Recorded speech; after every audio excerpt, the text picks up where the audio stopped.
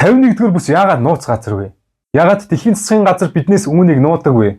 Бүгдээрээ үүний хариултыг олж мэдцгээе. 4. Харь гаригхны холбоо.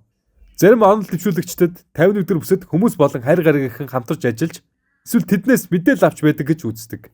Сонирхолтой нь энэ олон кино номонд дүрслэгдсэн нууцлаг харилцааны санааг нэмэгдүүлдэг. 5. Хүмүүсийн хяналт хязгаарлалтууд.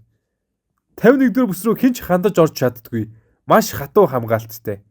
Энэ хүмүүсийн төсөөллийг улам их өдөөж хэтэрхий нууцлаг байгаагийн цаана онцгой зүйл бий гэсэн санааг төрүүлдэг. 6. Тэнгэрийн биетүүдийн судалгаа. Зарим хүмүүсийн үзэж байгаагаар энэ бүсэд сансар огторгуй солир харь гаригийн биетүүдийн үлдэгдлийг судалдаг гэсэн яриа байдаг. Жишээ нь энэ бүсэд ажиглагддаг гих зарим хүмүүс тэнгэрийн биетүүдийн хөлөг судалж байгаагаа нууцлж чадаагүй гэсэн ч яриа байдаг.